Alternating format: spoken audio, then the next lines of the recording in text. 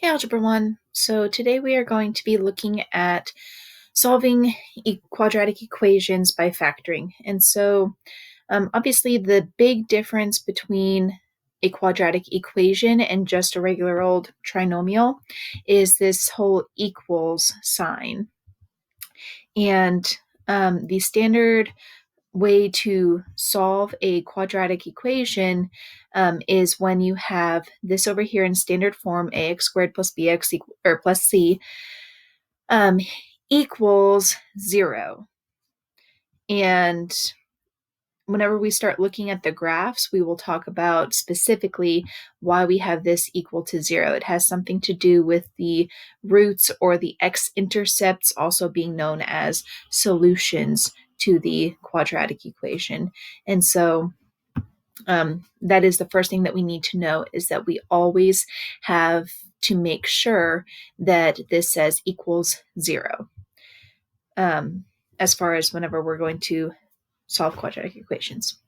All right, so then the next thing, if you watch the videos that were posted yesterday, which I hope you did because I spent time looking for those. Anyway, then we know that what we're going to do is first factor, and then we are going to do the solving process. And so that's what we've been working on for 2 weeks now. And so we should be able to factor this first guy over here. And so that's what we're going to do. And I need my equation editor. There it is. Okay. All right. So looking at 4x squared and 16x and 12, all of those can be divided by 4. And so we're going to factor 4 out of there because that's our GCF. And then we got x squared plus 4x and then plus 3 equals 0. Okay. And that equals 0 is just going to follow us until we actually solve it. So here we go. That 4, we're just going to leave it out front and let it do its thing.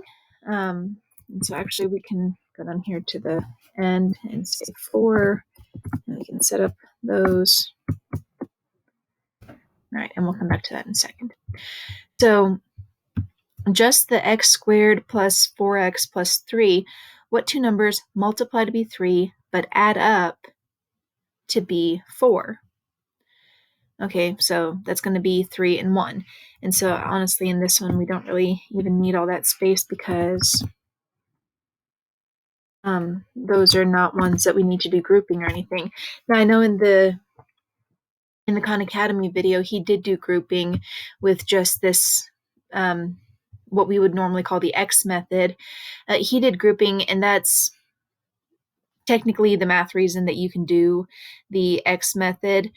But it's just so bulky that it tends to be easier to teach it the other way first. So, all right. So now we have these 3 terms that when multiplied together give us 0.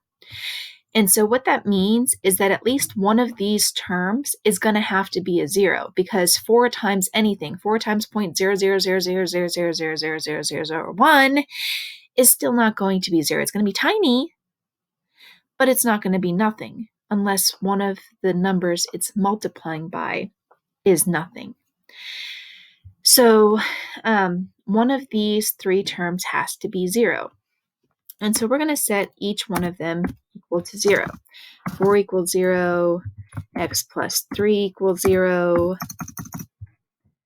there we go, and x plus 1 equals 0. Now, obviously, 4 equals 0, that's not a thing. 4 is 4, 0, 0. No, it's not. So this part right here, that's just ridiculous and excessive. But the process is going to be set each piece equal to 0. And so understanding that this part is ridiculous here, 4 equals 0, that's a good math thing.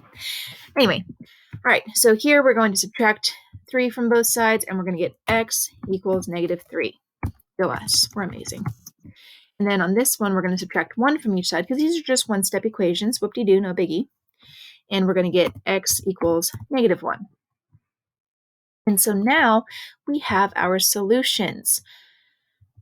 when we get to graphing and when we get to a little bit more complicated quadratic equations, we're going to see that there is going to be 1, 2, or no solutions here. And so you're going to have x either be an empty set, no solution, or you're going to have x be one number when these two are exactly the same, or it's going to be two different numbers.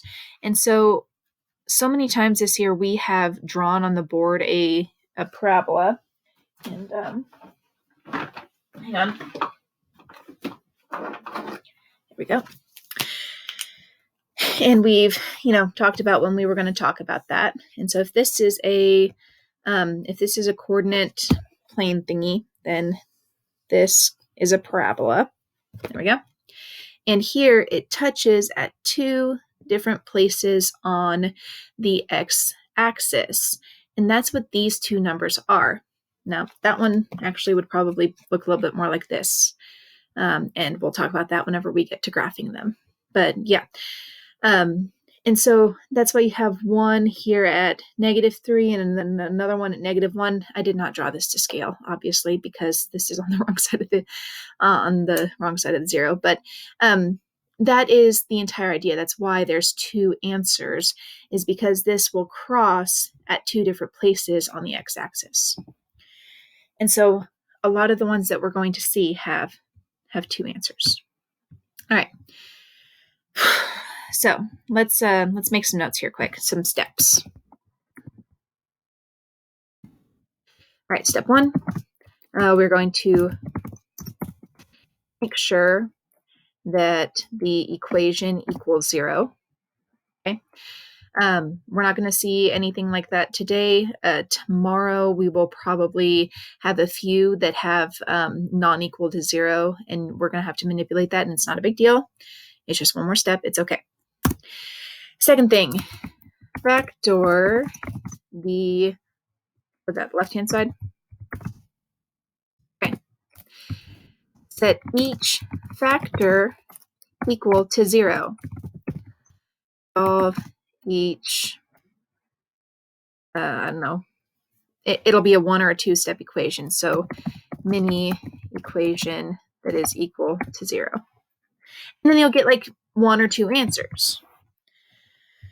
Okay, so those are our steps. Gosh, my mouse pad is sensitive today. Okay, so here we go. This. Is there a GCF? 3, 10, 8? No, nothing in common. And so this is going to be a grouping or an Xbox method. And if you're an Xboxer, you know what? I've got my little board here. Let's just Xbox it. So what two numbers multiply? Dang, I keep forgetting where that is. Okay, so multiply to be a times c. So 3 times 8 is 24, positive 24, and adds up to be -10. Okay, I'm not going to pause for effect. That is -6 and -4, because those two combined with each other is -10, multiplied is a positive 24. Excellent. So now let's box. All right, got me a box. So I've got, let's get closer here. There we go. All right, so I've got 3x squared minus 6x minus 4x plus 8. And so here I'm going to pull out the 3x, and here I'm going to pull out the -4, not 2. I'm smart. I got this, -4, because remember the leader in this row is negative. All right, and then up and down, nothing in common but an x. And then over here, again, that is a -6x that is leading, and so this is going to be a negative number. -6 and positive 8 have a 2 in common, and there we go. My two terms are going to be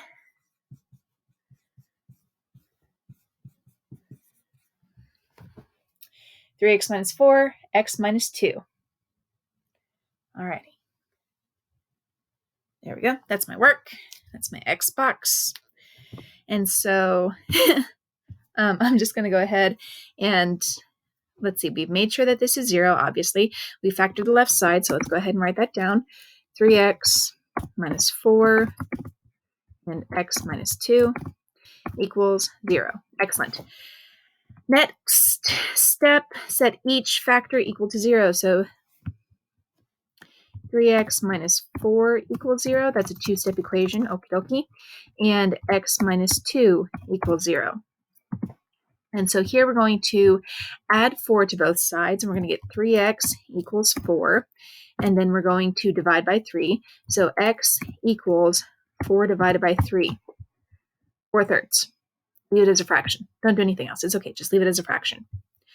All right. And then here on the other one, we're going to add 2 to both sides. And so we get x equals positive 2. One day you will do so many of these that you will be able to see right here in this step that the answer is positive 4/3.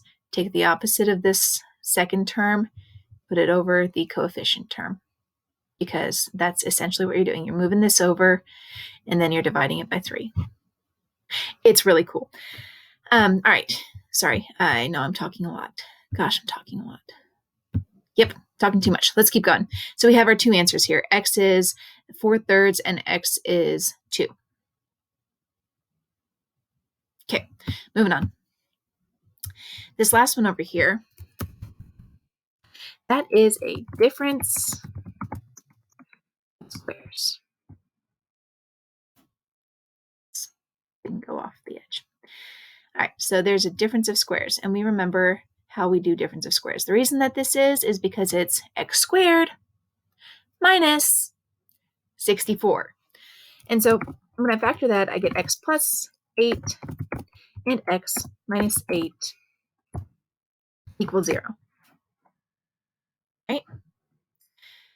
And then, all right, so that was step 1 and step 2. Set each factor equal to 0. So x plus 8 equals 0.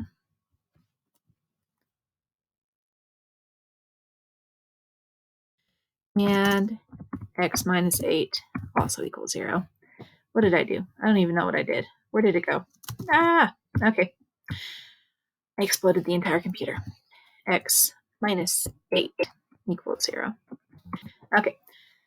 Add 8 from one side. Subtract 8 from this side. Okay. And so we get x equals negative 8 and positive 8. Now, in our equation editor, we have this cool little tool here. X equals, let me remember where they hide it. Here. That's a plus or minus 8. Dang it, I did it again. My number lock is not locked. That's why. Okay, so x is plus or minus 8. That means that x is both positive 8 and negative 8. Those are the two iterations of 8 that makes this correct. All right. Now, unfortunately, I got you this homework thing. And there is one more kind of problem on here that we have not yet talked about. And so let's do that real quick. And I'm just going to make one up super fast because I'm a genius and I can. I'm kidding. I'm just. All right. So 3x squared. I don't know. Give me a number that. Oh, wait. You can't talk to me. I'm very tired, guys. And all this crazy weather has been messing with my metal head. So, yeah. Anyway, number that. There we go. 24. Got it. X equals 0. There we go. All right. So let me scroll this down so that we can see some. All right. So we're going to make sure that the right-hand side is equal to 0. Excellent. Got it. Factor the left side. Okay, cool. So obviously it's got a GCF, 3x, and then it's x minus 8. Okay, and then that equals 0. Excellent. Now what do I do? That's completely factored. There's nothing else I can do. There's not a squared here. There's no difference of squares. This is nothing that I can do. So now I just go to step 3. set each factor equal to 0. Well, what do you mean each factor? There's not two sets of there's not two sets of parentheses here. That's true. We could write this, but it would be wasteful and unconventional. But those are our two terms, okay? And so we don't put parentheses there when there's not a plus or minus between it because the 3x jammed up right next to the parentheses already implies that we're multiplying, which is also what parentheses do. And so, like, why? And so that's mathematical convention there. So we're going to go 3x equals, one more time, 3x equals 0 and x minus 8 equals 0. And so then we're going to solve. Divide by the number switching x, and 0 divided by 3, I have nothing. I share it with my family, and guess what? We still have nothing.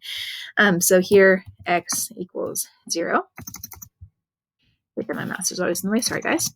And then on this one, we're going to add 8 to both sides, and we get x equals positive 8. And so those are my two numbers. Now, a lot of times, people leave off the 0 because 0 is a big fat nobody, right? Quite literally. It's large, it's round, it's nobody. Sorry, that was me. Sorry, 0. I love you. Anyway, but that 0 is actually very important because that is the difference between, let me make two different graphs here. That is the difference between, which one can you see? This one. Okay. That's the difference between this. There we go. I got it now. That's the difference between this as a graph and, oh boy, I'm very bad at drawing. Like you thought I was bad before. That's the difference between this and this. Now, does it actually look like a difference to you? Maybe. It depends how keen your eye is. Which one is it? This one is touching the x-axis at exactly one place. This one is touching the x-axis at exactly two places, one of which is 0. Now, when we start putting these in context, when we start making them about, business people losing or gaining money, when we start making it about divers jumping off of the high board, when we start making this about different stuff, you will really see the relevance of these numbers. But what I'm trying to tell you right now is that this 0 matters. Okay? All right, I know that I've talked way longer than I intended to, but I have now covered all of the types of problems that you will see. This one, this is much more like a difference of squares than it is the last one that I showed you. This one's a lot more like the last one. Okay, so give those a shot. Turn it in by tomorrow, and then if you guys would like to see any of them, in your comments whenever you turn them in, just say number 5 or number 3 or whatever. And if there's an overwhelming number, then I will, like an overwhelming number of people who want to see, I don't know, number 4, then we will go ahead and go over them on Friday, or not Friday, Thursday. All right, guys, I will see you next time, and you guys have a great rest of the day. Bye-bye.